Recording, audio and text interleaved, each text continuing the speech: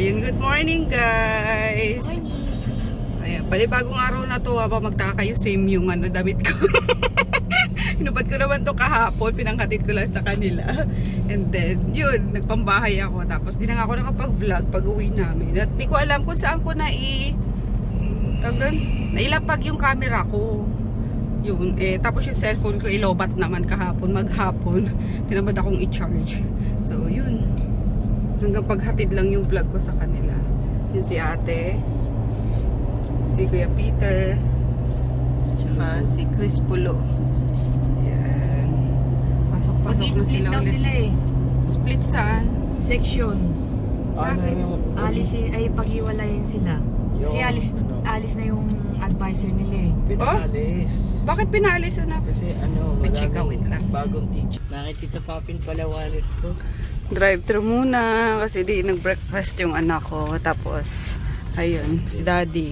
And then, mga bagets. Gusto din. Okay. Morning.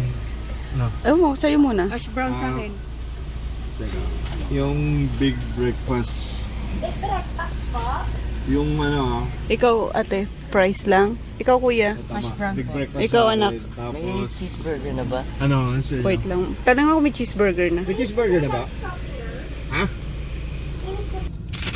Ayun, hina-inquire ko tong guys. Itong 7-Eleven dito, malapit sa parang police station.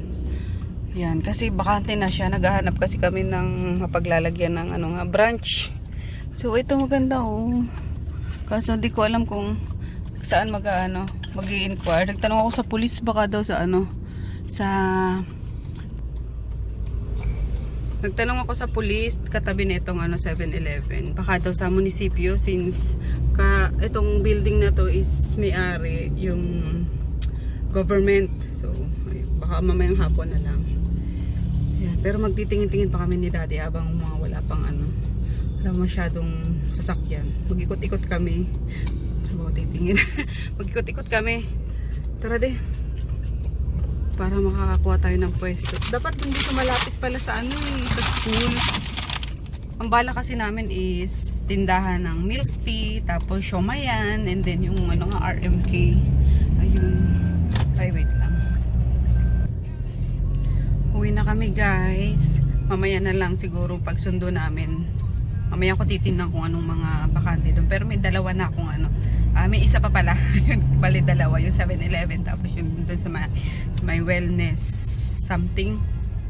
So, ayun. Gustong gusto ko talaga makakuha ng pwesto dyan sa bayan. Para kila nene. Habang may pasok yung mga bata.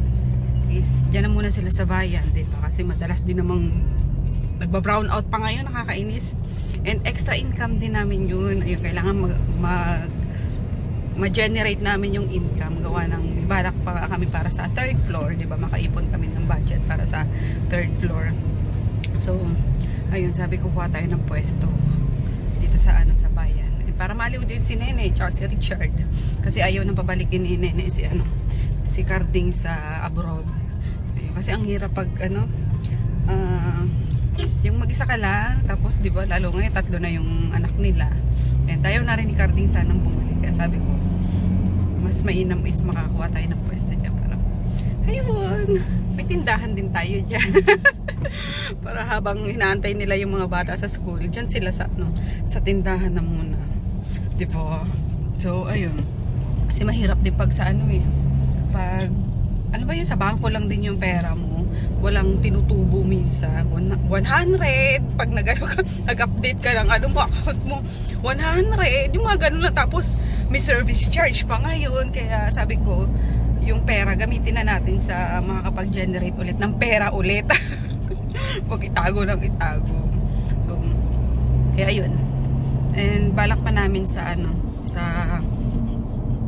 ba yun? Yung pinagbabazaran natin dati. Alabang? Sa Alabang, kasi matao din doon So, baka puntahan ko na lang ulit yun. Kasi nag-inquire ako through phone, wala pa daw Baka puntahan ko sa Alabang.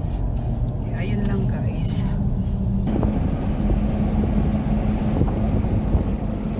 Hi, ito ang buhay na gusto ko. Farmville. Yes, Farmville. Ayan.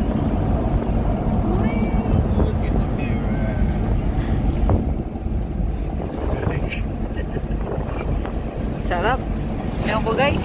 Hindi ko talaga ma-explain sa inyo yung saya. Pero magigets nyo ako.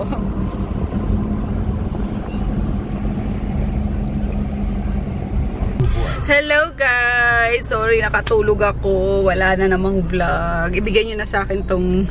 Sorry. Lili ko pala si Daddy. Itong pag-uwi namin na to ngayon. Kasi wala din namang ganap eh. So mostly ang vlog ko is pag susundo or maghahatid lang. Ayun. Baka Thursday kami umuwi kasi sabi ko tinatamad pa ako bukas. Wednesday. Parang ayoko pa. Ang sarap kasi. Nakatulog talaga ako katabi ko si Shane. Ayun, nagising ako mga nung oras na magsusundo pa kami. Yun. Siyempre, F na F ko yung paghatid sundo sa mga bata.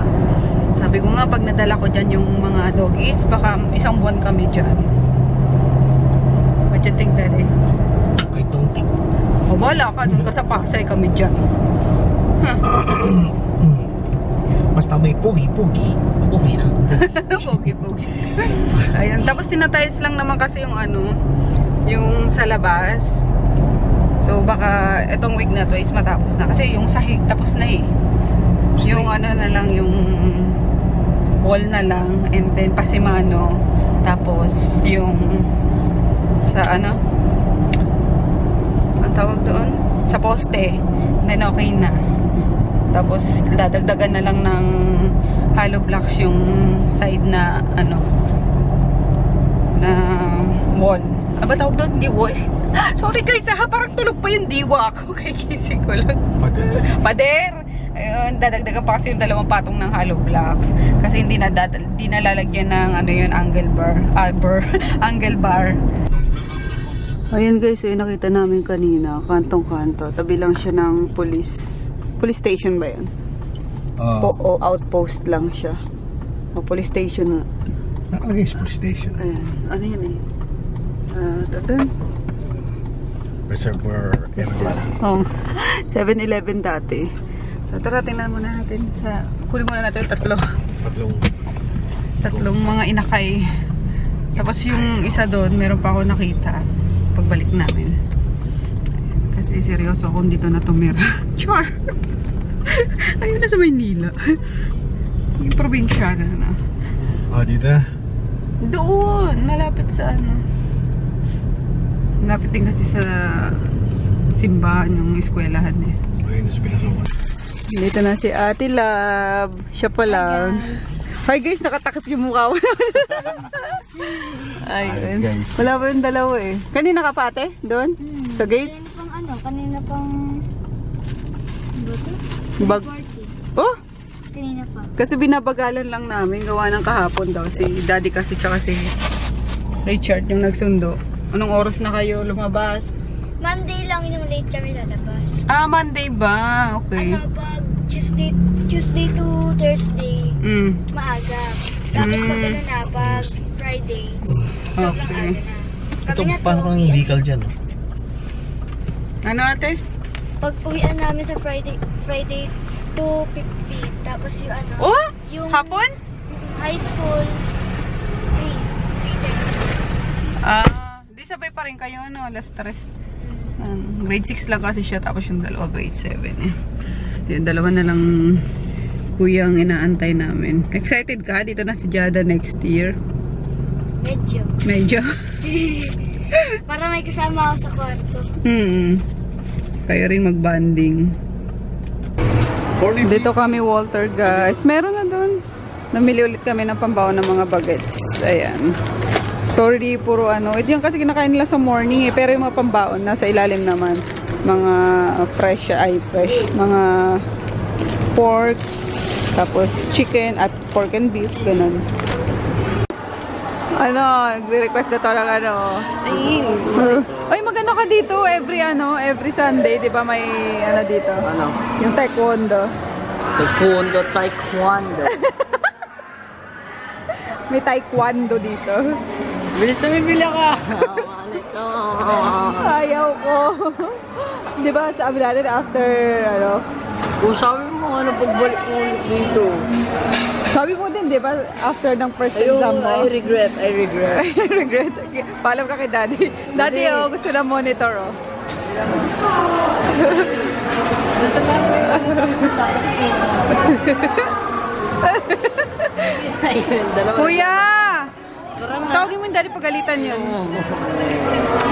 Bili na tayo. Magkano? Bili na tayo. Bili na tayo. Ganda ni Ate Labi. Kasi walang kalaro. Tayo. Wala tayong pera pa. Pinambili ko ng ano nyo, stocks nyo. Ay, okay na ba? Okay na? Ay, magbabayad pala kami. Ay, 5:30 na oh. Wait lang kuya, bilan lang natin si Chris Pulo. Yan, nabola na naman po kami ng batang to. Monitor. Thank you. Ito ang ganda sa solo. 65 inches. Pero tsaka na.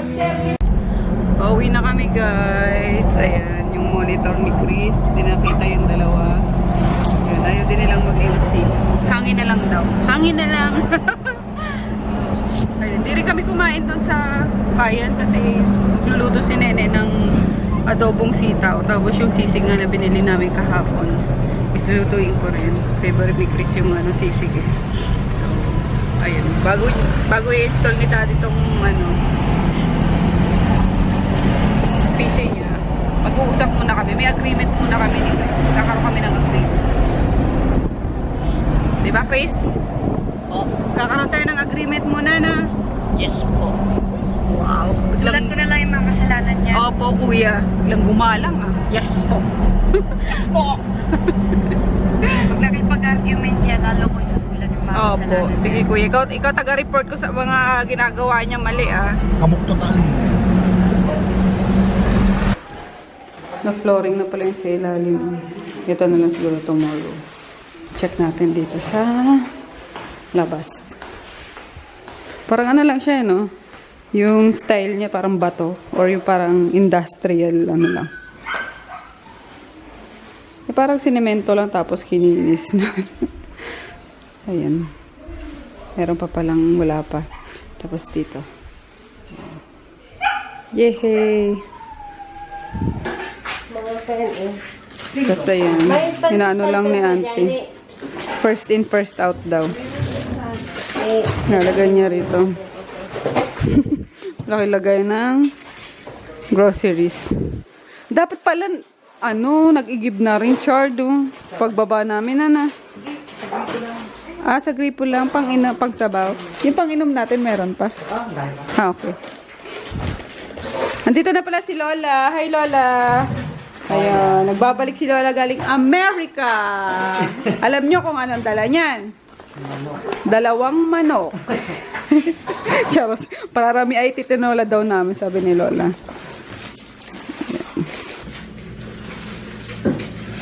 Ito lutuin ko. Ayun, sakto. Binaba ko kanina. Para mato. Sisig. Tapos dito, yung mga supply. Tada! Ang dami. Pero bukas ano yan? Ililipat sa freezer ni Nene doon sa kabilang bahay. Kukunin pala kasi yung freezer. Nagluluto lang si Tita Nene mo, tapos kakain na tayo. Yes. So, ito. Sisig. Chicken. Sitaw! Dinner. Ayan. Naluto ni Nene. Tapos sisig. Yeah, may student. Kasi pagod na after nyan. Mag-freshen up. Then sleep na. Ay, hindi. Check ko pa yung mga assignment. Libro nito. Katuto. Si mami niya na dyan. Papaturo yan kay mami niya ng ano eh. Math. Bad trip na naman ako. Naiwan ko yung science book ko. Ba't may iniwan kasi? Lagi nawawala sa isip ko. Kasi nasa isip ko si Jolie. Sa Princess Jolie. Naku, magbunasa rin si Kuya Peter. Ito, hindi maka... Biro lang, kuya.